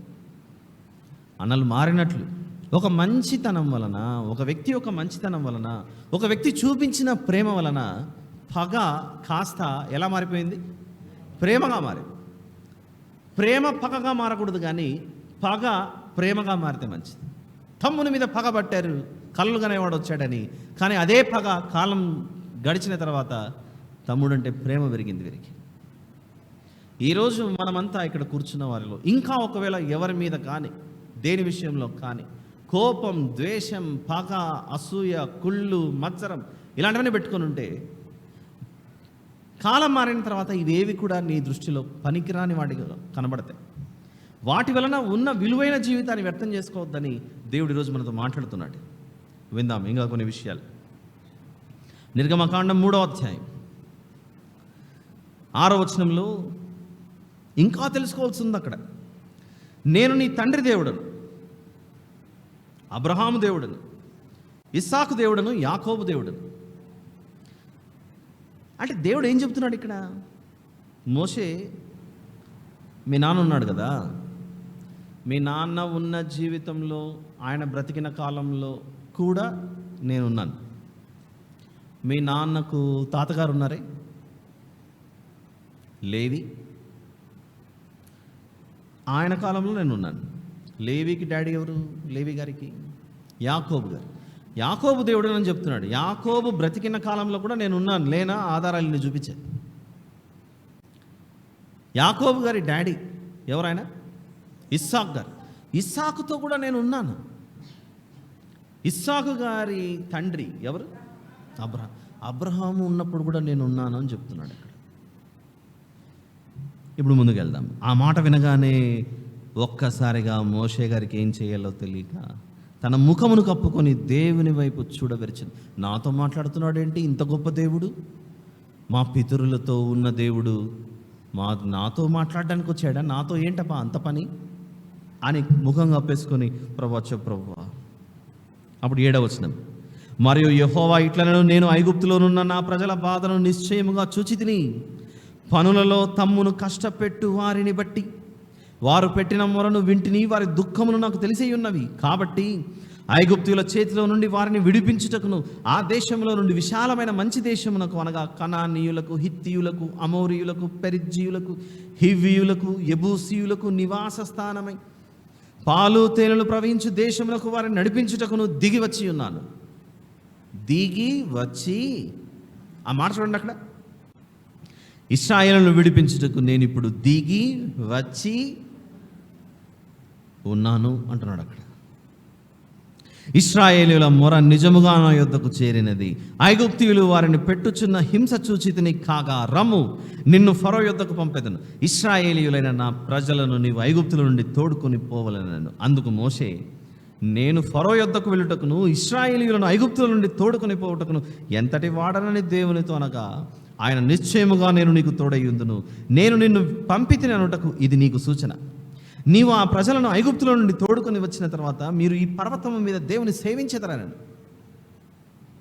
మోషే, చిత్తగించుము, నేను ఇశ్రాయేలు వద్దకు వెళ్ళి వారిని చూచి, ప్రభువా నువ్వు చెప్పిందంత బాగానే ఉంది, నేను మా ప్రజలైన ఇశ్రాయేలు వద్దకు వెళ్ళి మీ పితరుల దేవుడు మీ వద్దకు నన్ను పంపనని వారితో చెప్పగా, వారు ఇప్పటికే ఐగుప్తు దేశంలో చాలా దేవతలు ఉన్నాయి, ఎన్నో బొమ్మలు చేసుకొని బొమ్మకు ఒక పేరు పెట్టుకున్నారు. ఒకటి సూర్యదేవత అని, మరొకటి ఇంకొక దేవత అని, అవేవో పేర్లు పెట్టేసుకున్నారు. ఇవేవి కాకుండా ఇప్పుడు నేను వెళ్ళి చెప్పాలి, మన పితరుల దేవుడు నన్ను పంపించాడు మిమ్మల్ని విడిపించుకొని తీసుకురావడానికి. అప్పుడు నీ పేరు ఏమని చెప్పమంటావు ప్రభువా అని అడుగుతున్నాడు అక్కడ. 13వ వచనం, మోషే, చిత్తగించు, నేను ఇశ్రాయేలుల యొద్దకు వెళ్ళి వారిని చూచి మీ పితరుల దేవుడు మీ యొద్దకు నన్ను పంపెనని వారితో చెప్పగా, వారు ఆయన పేరేమి అని అడిగిన ఎడల వారితో నేనేమి చెప్పవలనని దేవుణ్ణి అడిగాను. అందుకు దేవుడు, నా పేరు అప్పటి నుంచి ఉన్నవాడు అని చెప్పడానికి మిమ్మల్ని ఇంత లాంగ్ జర్నీ తీసుకొని వచ్చా. ఎక్కడి నుండి? షద్రక్, మేషక్, అబేద్నెగోలు అగ్నిగుండంలో ఉంటే కాలిపోకుండా అక్కడ ఉన్నదెవరు? భద్రపరిచి ఉన్నవాడు అక్కడ ఉన్నాడు. దానియేలు గారు సింహపు గుహలో పడినప్పుడు సింహాలు ఏమీ చేయకుండా అక్కడ దానియేలు గారితో ఉన్నదెవరు? ఉన్నవాడు అన్ని పేరు కలిగిన దేవుడు. పేరు అని కూడా చెప్పలేదు, ఉన్నవాడు అక్కడ ఉన్నాడు. అక్కడ మోషే గారితో కూడా చెప్పాడు, నీ తండ్రి దేవుడున్నా ఉన్నాడు. అంటే నీ తండ్రి బ్రతికున్నంత కాలం నీ తండ్రితో ఉన్నాను నేను. నీ తండ్రికి తండ్రి, నీ తండ్రికి తండ్రి, అలా లెక్కేసుకుంటూ పోతే మీకు యాకోబు తెలుసుగా? తెలుసు. యాకోబుతో ఉన్నవాడని. యాకోబుకు నాన్న ఎవరు చెప్పు బిడ్డ అని అడిగాడు. ఇస్సాకు గారు. ఇస్సాకుతో నేను ఉన్నాను. ఇస్సాకు గారికి డాడీ అబ్రహాముతో కూడా నేను ఉన్నాను. కాబట్టి ఎవరన్నా నా పేరేమి అని నిన్ను అడిగితే నువ్వేం చెప్పాలంటే ఉన్నవాడు పంపించాడని చెప్పాలి. అప్పుడు అడుగుతారు, ఉన్నవాడు ఏంటి, ఆయన పేరే ఉన్నవాడు అంటున్నావు, ఏమున్నాడు అని అంటే, ఇదిగో మన ముత్తాతకు తాత అయిన అబ్రహాము గారితో ఉన్నాడే, ఆ దేవుడు ఇస్సాకు గారితో కూడా ఉన్నాడే, ఆ దేవుడు యాకోబు గారితో కూడా ఉన్నాడే, ఆ దేవుడు ఇప్పుడు మనతో కూడా ఉన్నాడు, పంపించాడు. తెలుగులో ఉంది కనుక ఉన్నవాడు అని చదివాను. ఒక విషయం అడుగుతాను, మీరు చెప్పండి. యేసు అనే పదానికి అర్థం ఏంటి? క్రొత్త నిబంధనలో మనకు యేసు ప్రభు, యేసు అనే పదానికి అర్థం ఏంటి? రక్షకుడు. క్రీస్తు అంటే అర్థం ఏంటి? అభిషక్తుడు. యెహోవా అంటే అర్థం ఏంటి? మన దగ్గర జవాబు లేదు. బైబిల్లో పాత నిబంధన మొత్తం మనకు యెహోవా యెహోవా యెహోవా అని కనబడుతూ ఉంటుంది. యేసు అంటే చెప్పాం మనం వెంటనే రక్షకుడు అని. క్రీస్తు అంటే చెప్పాం అభిషక్తుడు అని. ఇమ్మానుయేలు అని అంటే దేవుడు మనకు తోడు అని అర్థం చెప్పగలుగుతున్నాం. మరి ఇన్ని రోజులుగా బైబిల్ చదివేటప్పుడు యెహోవా అని కనబడుతున్నప్పుడు యెహోవా అంటే అర్థం ఏంటి? అదొక హిబ్రూ వర్డ్, అది యాహ్వే అనేది. YHWH అనేది ఉంటే దానికి వావెల్స్, అచ్చులు హల్లులు అనేవి ఉన్నాయి కదా తెలుగులో. అలా YHWH మధ్యలో వావెల్స్, ఇంగ్లీష్ వావెల్స్ చేర్చేసరికి యాహ్వేగా ఉన్న ఆ పదమే మనకు తెలుగులో యెహోవా అని ఆ సౌండ్ వచ్చేట్టుగా రాశారు. ఆ యెహోవా అనే పదానికి అర్థం ఏదో కాదు నాయన, యెహోవా అంటే ఉన్నవాడు అని అర్థం. అంతే అని మనం అనుకుంటున్నాం. అంతే అని మాత్రం అనుకోకండి. ఆయన ఉన్నాడు కనుకే మనం కూడా బ్రతుకున్నాం, ఈ వాక్యాలు వింటున్నాం. యెహోవా అనే పదానికి అర్థం ఉన్నవాడు. న్యాయాధిపతుల పుస్తకంలో సంసోను గారు సింహాన్ని జీలుస్తుంటే అంత బలం ఇచ్చినది ఎవరు? ఉన్నవాడు యెహోవా అనే ఆయన. మోషే గారు ఎర్ర సముద్రాన్ని దాటించడానికి ఆ ఒడ్డున నిలబడినప్పుడు ఇశ్రాయేలీయులు అందరూ సణుగుతున్నారు, గొణుగుతున్నారు, రంకెలేస్తున్నారు. ఐగుప్తులో సమాధులు లేవని మమ్మను ఇక్కడికి తీసుకొచ్చి చంపాలనుకుంటున్నావా అని అంటే అప్పుడు మోషే గారు పలికిన మాటే ఈరోజు ఒక అద్భుతాన్ని మీరు చూడబోతున్నారు. మనతో ఉన్నవాడు మనల్ని సముద్రాన్ని దాటిస్తాడు. ఆ ఉన్నవాడు అనే అర్థం కలిగినదే యెహోవా. జీవితకాలం గుర్తుంచుకోవాలి. భవిష్యత్తులో ఎవరైనా యెహోవా అంటే ఏమిటి అని అడిగారనుకోండి, ఉన్నవాడు. ఆ ఉన్నవాడు అని చెప్పడానికి ఆయన ఎలాంటి ఎగ్జాంపుల్స్ తీశాడో చెప్పనా? మోషే, నువ్వు ప్రస్తుతానికి బ్రతుకున్నావు, నీతో మాట్లాడుతున్నాను. అయితే నేను ఎప్పుడు ఉన్నవాడునో తెలుసా? మీ తాతలు బ్రతుకున్న టైంలో ఉన్నా, పాస్ట్ టెన్స్లో ఉన్నాను, ప్రెజెంట్ టెన్స్లో ఉన్నాను, ఫ్యూచర్లో కూడా ఉంటాను. దావీదు గారిని రాజుగా నిలవబెట్టినప్పుడు సమూయేలు గారు వచ్చి ప్రతిష్ఠించగా దేవుడు నీకు తోడుగా ఉంటాడు అన్నాడు. అక్కడ సొలొమోను గారితో అన్నాడు దేవుడు, నీవు నా యందు భయభక్తులు కలిగి ఉంటే నీ తండ్రికి తోడుగా ఉన్నట్లు నీకును తోడుగా ఉంటానన్నాడు. బైబిల్లో ఎక్కడ చూసినా అంతెందుకండి, మనము కూడా ప్రార్థన చేసేటప్పుడు ప్రభువా నేను ఎగ్జామ్ పోతున్నాను తండ్రి, నాకు దయచేసి సహాయం చేయ ప్రభువా అంట. అప్పుడు నువ్వు ఎగ్జామ్ రాసేటప్పుడు నీ పక్కన ఎవరు ఉండాలి? దేవుడు ఉండాలి అని నువ్వు కోరుకుంటున్నావు. మ్యారేజ్ అయింది, అమ్మాయిని అత్తగారింటికి పంపిస్తున్నావు. హెల్ప్ అమ్మా, ప్యాక్ చేసుకొని అంటామా? ప్రార్థన చేసి ప్రభువా మా అమ్మాయి వాళ్ళ ఇంట్లో అడుగు పెడుతుంది, మేము వెళ్ళలేము, జీవితకాలం అంతా ఈ బిడ్డకు నీవు ఏమై ఉండాలి? తోడుగా ఉండు తండ్రి అని ఉండాలి అని కోరుకుంటాం మనం. ఇక్కడ నుంచి వేరే వేరే చోట ట్రాన్స్ఫర్స్, ఉద్యోగాలకు మీరు వెళ్తున్నారు కనుక ప్రయాణాల ముందు ప్రార్థన చేయించుకుంటాను. ప్రార్థనలో అప్పుడు నేను ఏమని చేయాలి?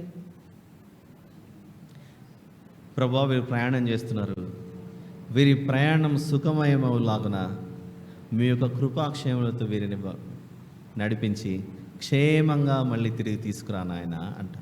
అంటే వీరి ప్రయాణం జరిగేటప్పుడు ఎవరు ఉండాలని ప్రార్థన చేస్తున్నాం? ప్రతి చోట ఆయన సన్నిధి ఉండాలని మనం ప్రార్థిస్తున్నాం. అందుకే ఆయన ఏమయ్యాడు? ఉన్నవాడయ్యాడు. ఆయన బిడ్డ వాళ్ళతో, ఆయన బిడ్డలతో. ఆ ఉన్నవాడు అనే అర్థం కలిగిన పదమే యెహోవా. ఇది మ్యాటర్. అలా ఇనుప కొలిమి, ఐగుప్తు అనే ఇనుప కొలిమిలో వీరు ఉండగా కాలిపోకుండా ఇశ్రాయేలీలు దట్టమైన పొదగా ఎదగడానికి గల కారణం, వారి మధ్యలో ఎవరున్నారు? యెహోవా ఉన్నాడు. ఉన్నవాడు ఉన్నాడు. అక్కడ ఎప్పుడున్నాడు ఆయన? భూత వర్తమాన భవిష్యత్ కాలంలో ఉన్నవాడు. ఆ పదంలో ప్రాముఖ్యమైన 3 అర్థాలు కనబడుతున్నాయి. నేను భూత వర్తమాన భవిష్యత్ కాలంలో ఉన్నవాడను. మీ తాతల కాలంలో ఉన్నా, నీ కాలంలో ఉంటాను. నువ్వు వెళ్ళిపోయిన తర్వాత ఈ గ్రంథాన్ని యెహోషువకు వినిపించు అని చెప్పాడు. అక్కడ మనం స్టార్టింగ్ రోజులో చూసినప్పుడు 17వ అధ్యాయంలో 14వ వచనం చూసిండేది, ఈ గ్రంథాన్ని రాసి యెహోషువకు వినిపించంటున్నాడు. అంటే ఆల్రెడీ ఫ్యూచర్లో మోషే నువ్వు ఉండవు, నీ శిష్యుడు ఉంటాడు, నీ శిష్యునితో కూడా నేను ఉంటానని చెప్తున్నాడు. అక్కడ యెహోషువ గారితో నేను ఉంటాను, యెహోషువతో నేను ఉంటానని దేవుడు చెప్తున్నాడు అక్కడ. అంటే యెహోవా అను మన దేవుడు, ఉన్నవాడు అను మన దేవుడు మన పూర్వీకుల కాలంలో ఉన్నాడు, మన కాలంలో ఉన్నాడు, ఇప్పుడు మనం మాట్లాడుకుంటున్న ఈ విషయాలు వింటూ ఉన్నాడు, భవిష్యత్తులో కూడా ఉంటాడు. అందుకే యోహాను సువార్తలో యేసు ప్రభు ఒక మాట అంటాడు. బై ద వే, ఉన్నవాడు అనే ఈ పదం కేవలం తండ్రి, కుమార, పరిశుద్ధాత్మ అని 3 చెబుతాం కదా మనము. ఒక్కరికి వర్తించినది మాత్రమే కాదు, ఈ 3కి వర్తించినది. ఇప్పుడు చూద్దాం ఆ వచనం. యోహాను సువార్త 8వ అధ్యాయం. యోహాను సువార్త 8. వీలైతే ఇంగ్లీష్ బైబిల్ తీసి ఆ ఒక్క వచనాన్ని స్క్రీన్ మీద చూపించడానికి ట్రై చేయండి. ఇప్పుడు చెప్పబోయేది యోహాను సువార్త 8:58. యేసు ప్రభు అంటున్నాడు,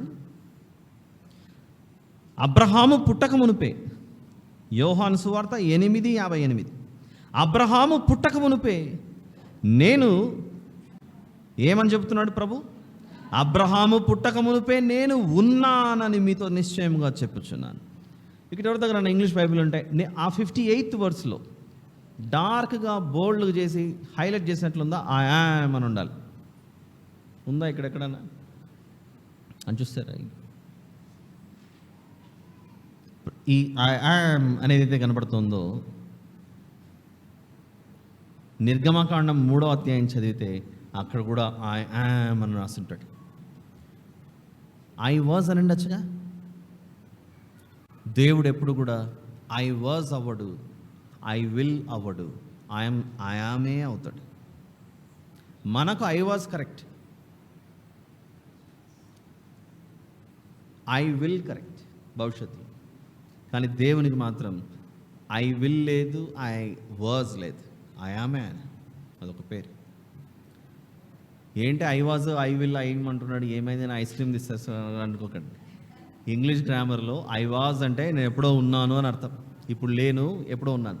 ఐ యామ్ అంటే ఇప్పుడు ఉన్నాను అని అర్థం. ఐ విల్ అంటే ఇప్పుడు లేను, గతంలో లేను, భవిష్యత్తులో ఉంటానని అర్థం. నేను ఎప్పుడు ఉండేవాడిని అని చెప్పాలంటే ఐ యామ్ అనే చెప్పాలి. ఇంకా కొన్ని వర్షన్స్ తీయండి. ఇది వర్షన్స్ అంటే నా ఉద్దేశం, మీరు బైబిల్ గేట్వే కానీ కొన్ని ఏది తీసారమ్మా మీరు? మీ ఇక్కడ ఎవరో ఉందా ఇంగ్లీష్ బైబిల్? ఇక్కడ ఎన్ఐవి అక్కడ ఏమన్నా బోల్డ్ చేస్తుందా ఐ యామ్ అని? నార్మల్గా ఉంది అక్కడ. సరే, ప్రియులారా, యేసు ప్రభు కూడా పాత నిబంధనల్లో యెహోవా అనే పేరుతో కనబడతాడు మనకు. ఆల్ రైట్, ఎక్కడ కనబడతాడు? 110వ కీర్తన. 110వ కీర్తన దావీదు గారు రాశారు కీర్తన. ఇది చూడండి అక్కడ 110వ కీర్తన మొదటి వచనంలో దావీదు గారు రాసినటువంటి కీర్తన 110. ఎవరు రాస్తున్నారు కీర్తన? అది దావీదు గారు.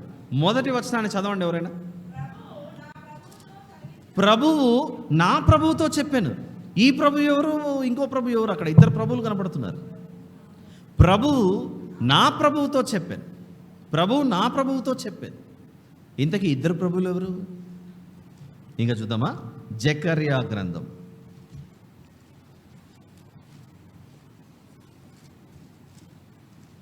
జకర్యా గ్రంథము 2వ అధ్యాయం.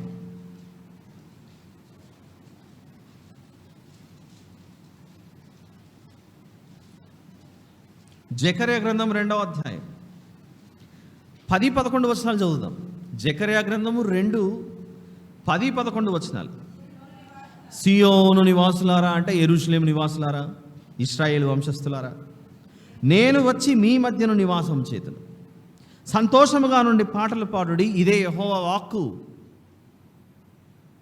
ఎవరో మాట్లాడుతున్నారు, నేను అనే వ్యక్తి అక్కడ. నేను మీ మధ్య వచ్చి నివాసం చేస్తాను. ఈ మాట పలుకుచున్నది ఎవరంటే నేనే యెహోవాను అంటున్నాడు అక్కడ. అలానే 11వ వచనానికి వచ్చేసరికి, ఆ దినమున అన్యజనులు అనేకులు యెహోవాను హత్తుకుని నాకు జనుల గుదురనుంది. ఈ యెహోవా ఎవరు, నాకు ఎవరు? అక్కడ ఇద్దరు కనబడుతున్నారు అక్కడ. ఇదే యెహోవా వాక్కు అని 10వ వచనంలో చెప్పారు. ఆ యెహోవా వాక్కు ఎవరైతే సెలవిచ్చారో 11వ వచనానికి వచ్చిన తర్వాత నాకు జనులు అవుదురు, యెహోవాను హత్తుకొని నాకు జనులు అవుతారట. ఇద్దరు యెహోవాలు కనబడుతున్నారు అక్కడ.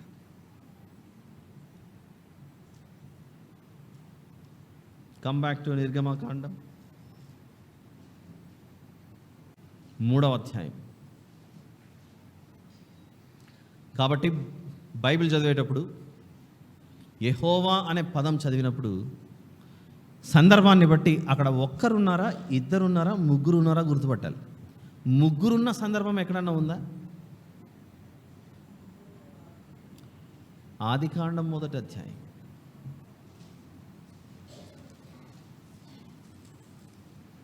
ఆదికాండం 1వ అధ్యాయం 26వ వచనంలో, దేవుడు మన స్వరూపమందు మన పోలిక చొప్పున నరులను చేయదు అని మన అని పలుకుతున్నాడు అక్కడ.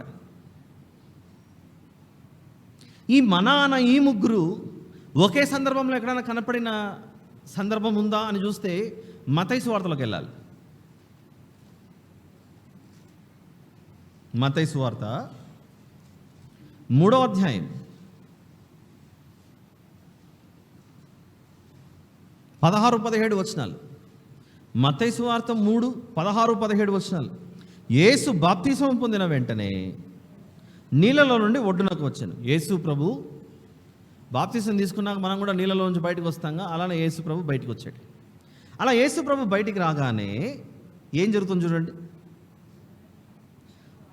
ఆకాశం తెరవబడింది. ఓకే. దేవుని ఆత్మ అనగా పరిశుద్ధ ఆత్మదేవుడు పావురము వలె దిగి తన మీదికి వచ్చి చూచాడు. ఇప్పుడు ఎంతమంది అయ్యారు అక్కడ? పరిశుద్ధాత్మ, దేవుని ఆత్మ, దేవుడు. యేసు ప్రభు బాప్తిసం తీసుకురాగానే పావురం రూపంలో వచ్చి ఆయన మీద దిగాడు. ఇప్పుడు ఎంతమంది అయ్యారు అక్కడ? ఇద్దరు. ఇప్పుడు 3. 17వ వచనంలో, ఈయనే నా ప్రియ కుమారుడు, ఈయన యందు నేను ఆనందించుచున్నాను అనే ఒక శబ్దం ఆకాశం నుండి వచ్చిందట. ఆకాశం నుండి ఒక శబ్దం, పరిశుద్ధాత్మ, దేవుని ఆత్మ, దేవుడు పావురం వల్లే దిగాడు. ఎంతమంది అయ్యారు అక్కడ? 3 అయ్యారు. యేసు ప్రభు నీటిలో నుంచి బయటకు వచ్చాడు. పావురం వలె దేవుని ఆత్మ, ఆకాశం నుండి ఒక స్వరం. మొత్తం ఎంతమంది కనపడ్డారు అక్కడ? అలా బైబిల్ చదివేటప్పుడు we should be very very careful. ఎక్కడ సింగులర్గా కనపడుతోంది, ఎక్కడ ప్లూరల్గా కనపడుతోంది అనే విషయం. అయితే కాలక్రమేణా యెహోవా అనే అంత పరిశుద్ధమైన నామాన్ని పదే పదే ఆయన నామమును వ్యర్థముగా ఉచ్చరించకూడదు అని ఇశ్రాయేలీయులు వారు భావించి ఆ కాలంలో దానికి దగ్గరలో కొంచెం మనం వాడుకోవడానికి ఏదైనా అందుబాటులో ఉంటుందా అని ఆలోచించుకొని అదోనాయ్ అనే పదాన్ని తీసుకొచ్చారు. అదోనాయ్ అనే పదమే లార్డ్ అని అర్థం, ప్రభువు అనే అర్థం. దేవుని నామమును వ్యర్థముగా ఉచ్చరింపకూడదన్న భయం కలిగి ఆ భయంతో వాళ్ళు యెహోవా అనే పదాన్ని పదే పదే ఉపయోగించడానికి ధైర్యం చేయలేక ప్రభువు, అదోనాయ్, లార్డ్ అనే పదాన్ని తీసుకొని వచ్చి యెహోవా అనే ఆ స్థలంలో ఈ పదాన్ని పెట్టుకొని ఉపయోగించుకున్నది. ఇప్పుడు మన ఇంట్లో పెద్దవాళ్ళు ఉంటారండి, మా నాన్నకు ఒక పేరుంది. ఇప్పుడు నేను మా నాన్నకు పేరుందని పేరు పెట్టి హలో మిస్టర్ అనాలా లేదా నాన్న అనాలా? నా తండ్రిని నేను నాన్న అని పిలిస్తేనే దానికి ఒక ఆప్యాయత, ప్రేమ, ముద్దు, ముచ్చట అన్నీ ఉంటాయి. అలా కాకుండా మా నాన్నకు పేరుందిలే అని చెప్పి నేను మా నాన్నకు పేరు పెట్టి వచ్చి కూర్చో అట్లా మనలే కదా. ఎలాగైతే మన ఇళ్ళల్లో కూడా పెద్దవారికి పేరున్నా పేరు పెట్టి పిలవడానికి మనం ధైర్యం సరిపోదు, వాళ్ళు పెద్దవాళ్ళు కనుక. అందుకే వారి సంబంధాలకు సంబంధించిన పేరు, మామయ్య అయితే మామయ్య, నాన్న అయితే నాన్న, అమ్మ అయితే అమ్మ, అలా మర్యాదపూర్వకంగా పిలుస్తుంటాం మనం.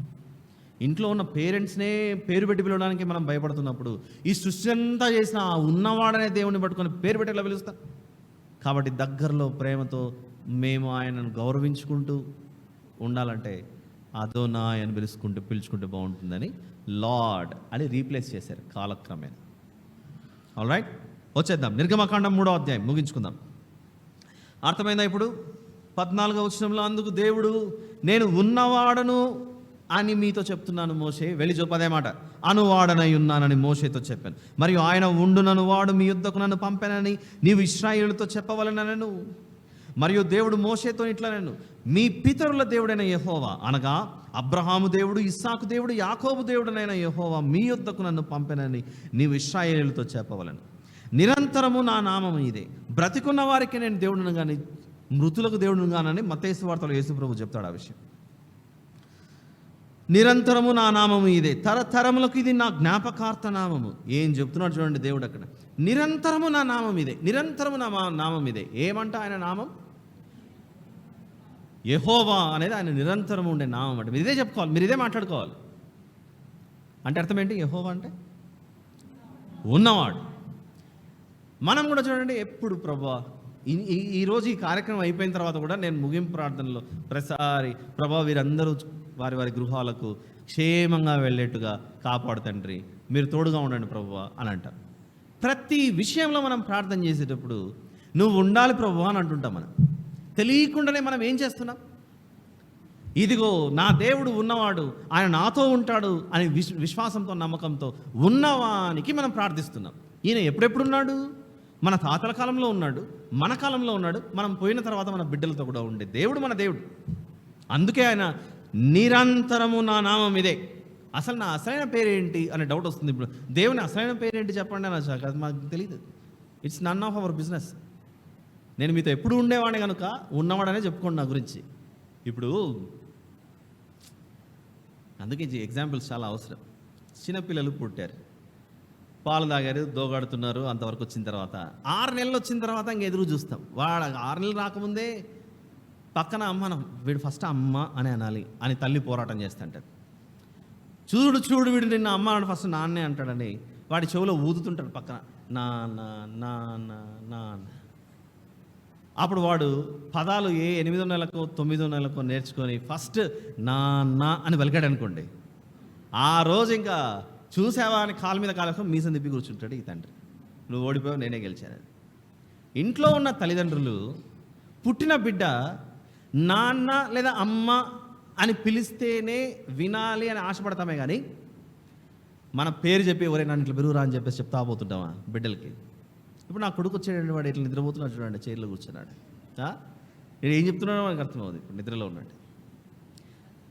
ఇప్పుడు నేను వానికి నాన్న శాంసన్ అను, శాంసన్ అని నేర్పించింటానా, నా అన్న నేర్పించింటానా? అసలు శాంసన్ అనే నా పేరుతో వాడికి అవసరమా? ఈ వయసులో శాంసన్ అనే నా పేరు వాడికి అవసరమా? ఉండదు. కానీ వాడికి ఎలా పిలిస్తే నేను ఇష్టపడతాను? నాన్ననో లేకపోతే డాడీ అనో ఇవన్నీ పిలిస్తే ఎట్లా ఇష్టపడతాను? ఎలాగైతే నా నిజమైన పేరు చెప్పుకోవడం అంత అవసరం లేదులే అని మనం ఎలాగైతే భావిస్తామో మన పిల్లలకి, మన దేవుడు కూడా మీరు భూమి మీద ఉండగా మీరు అనాథలు కాదురా నాయన, నేనున్నాను మీతో, ఆ మాట చాలు మీకు అని చెప్తున్నాడు అక్కడ. అది మ్యాటర్ అక్కడ. We are his children. మనం దేవుని బిడ్డలం. మీ నాన్న ఎవరని అంటే ఉన్నవాడు మా నాన్న అని చెప్పుకోవాలి మనం మన దేవుని గురించి. అందుకే దేవుడు ఈ మాట పలుకుతున్నాడు. ఏమంటున్నాడు అక్కడ? నిరంతరము నా నామము ఇదే, తరతరములకు ఇది నా జ్ఞాపకార్థక నామము. ఈ ఉన్నవాడు అనే పదంలో చాలా అర్థాలు. ఇక్కడ కూర్చున్న మన అందరికీ మన కుటుంబ సభ్యులు ఉన్నారు. మన పితరులైన ముత్తాతలు, అవ్వలు, తాతలు ఉన్నారా? అందరూ? కొందరు ఉండొచ్చు, కొందరు లేకపోయాడు. వెళ్ళిపోయారు. ఈ దేశానికి స్వాతంత్రం తెచ్చిన వాళ్ళు ఉన్నారా? లేరు, వెళ్ళిపోయారు, భూమిని విడిచిపెట్టారు. మనం ఉంటామా? మనం ఉండం.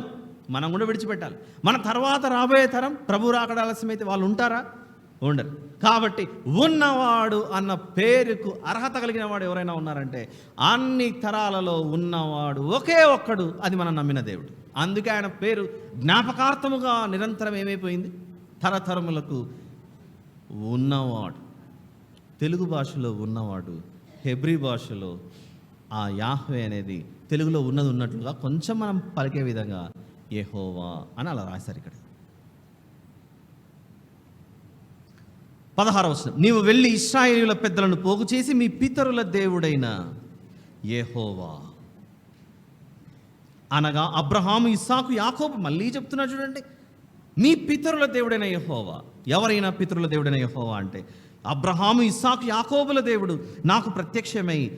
ఎందుకు చెప్పాలి? యెహోవా అంటే ఎవరో కాదు, ఉన్నవాడు.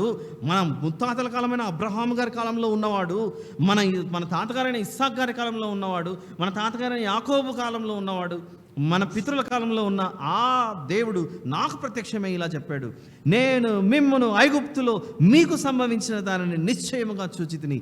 ఐగుప్తు బాధలో నుండి పాలు తేనెలు ప్రవహించు దేశమును కనగా కనానీయులు, హిత్తీయులు, అమోరీయులు, పెరిజ్జీయులు, హివ్వీయులు, యెబూసీయులున్న దేశమునకు మిమ్ము రప్పించిదని సెలవిచ్చితని వారితో చెప్పుము. వారు నీ మాట విందురు గనుక నీవును ఇశ్రాయేలు పెద్దలను ఐగుప్తు రాజు వద్దకు వెళ్ళి అతన్ని చూచి, హెబ్రీయుల దేవుడైన యెహోవా మాకు ప్రత్యక్షమాయెను గనుక మేము అరణ్యమునకు 3 దినముల ప్రయాణం అంత దూరం పోయి మా దేవుడైన యెహోవాకు బలిని సమర్పించుదుము సెలవిమ్మని అతనితో చెప్పవలెను. ఐగుప్తు రాజు మహాబలముతో మీ మీదికి వచ్చి మిమ్ము పోనీయడని నేను ఎరుగుతున్నాను. ఎంత బలముతో వచ్చినా నేనున్నాను మిమ్మల్ని ఆదుకోవడానికని అభయహస్తం ఇస్తున్నాడు ఆయన. కానీ నేను నా చెయ్యి చాపి ఐగుప్తు మధ్యమున నేను చేదలిచి ఉన్న నా అద్భుతములన్నిటినీ చూపి దాన్ని పాడు చేసేదను. అటు తర్వాత అతడు మిమ్ము పంపివేయను. మరియు నేను ఈ జనుల ఎడల ఐగుప్తీయులకు కటాక్షం కలుగ చేసేదను కనుక మీరు వెళ్ళినప్పుడు వట్టి చేతులతో వెళ్ళరు. మీరు ప్రతి స్త్రీయు తన పొరుగు దానిని, తన ఇంట నుండి దానిని, వెండి నగలను, బంగారు నగలను, వస్త్రములను ఇమ్మని అడిగి తీసుకొని మీరు వాటిని మీ కుమారులకును మీ కుమార్తెలకును ధరింపజేసి ఐగుప్తీయులను దోచుకుందురు అని. అప్పుడు నాకు అనిపిస్తుంది, ఆ మధ్యకాలంలో మన మందిరంలోనే చాలా కాలం క్రితం ఇక్కడ కొందరికి మాత్రమే పరిచయం, డేవిడ్ బ్రదర్ గారు అని, చిన్న డేవిడ్ అని పిలుస్తారు. ఒకసారి చెప్పాడు, బ్రదర్ చాలా భయంకరంగా అడవుల్లో తిరిగేటప్పుడు ఎదుర్కోవాల్సిన పరిస్థితి వచ్చింది, కింద పడ్డాను, ముఖం పగిలి ఆపరేషన్ అయిపోయి ముక్కుకంత గాయమైంది, ప్రాణాలతో బయటపడ్డాడు. ఎలా బయటపడి ఉండొచ్చబ్బా ఈ వీరు అని ఆలోచిస్తే, ఏదో తప్పించుకున్నాంలే, ఆ తప్పించుకునే మార్గమును ఆ సమయంలో దేవుని బిడ్డలకు దేవుడు అనుగ్రహిస్తుంటాడు అని నాకు అనిపించింది. అక్కడ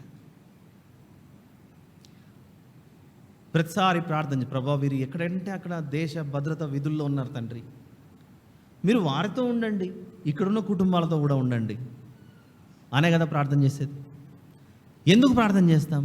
ఈ విశ్వాసం, ఉన్నవాడు అనే దేవుడు మనకున్నాడు కనుక ఈ దేవుడు అక్కడ ఉంటాడు, ఇక్కడ ఉంటాడు, అది మన విశ్వాసం.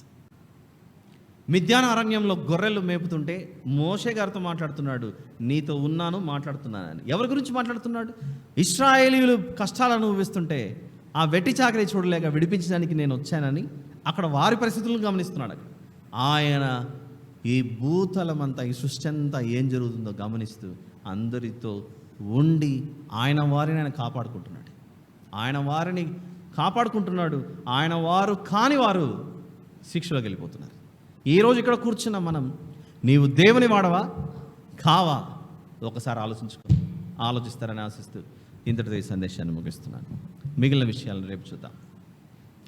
ప్రేమగల తండ్రి, కృపగలిగిన మా దేవ, పరిశుద్ధుడైన మా తండ్రి, మీకే స్తోత్రములు నాయన. ఇంతవరకు మీరు వినిపించిన వాక్యంలో మీరు ఉన్నవాడైన దేవుడు నా ప్రభువా, మేము ఈరోజు నిజమైన దేవుడు మిమ్మల్ని తెలుసుకునే విధంగా మాకు చేసేందుకే స్తోత్రములు చెల్లిస్తున్నాం. నా తండ్రి, మేము మిమ్మల్ని ఎలా అర్థం చేసుకుంటే సంపూర్ణంగా మేము గ్రహించగలము మాకు తెలియదు నా ప్రభువా. ఆనాడు ఇశ్రాయేలీయులను ఐగుప్తు అనే ఇనుప కొలిమిలో మీరు తోడై ఉండి కాపాడి ఆదుకొని బయటికి తీసుకొచ్చినట్లుగా మమ్మను కూడా మీరు కాపాడి భద్రపరిచి పరలోకంలోనికి చేరేంతవరకు నడిపించమని ప్రాధేయపడచ్చు. ఆ తదుపరి మీరే మాతో ఉంటారు కనుక మాకు ఏ దిగులు చింత ఏమీ ఉండదు కనుక నా ప్రభువా, ఆ దినం కొరకు మేము వేచి చూసే విధంగా సహాయం చేయని ప్రార్థిస్తూ మీకే మహిమ ఘనత ప్రభావం చెల్లిస్తూ వీరికి ఇచ్చిన ఆసక్తిని బట్టి మిమ్మల్ని మహిమపరుస్తూ మా ప్రభువును ప్రియరక్షకుడైన యేసు ప్రభు వారి పేరిట అడిగి వేడుకొని సమర్పిస్తున్నాను తండ్రి. ఆమేన్.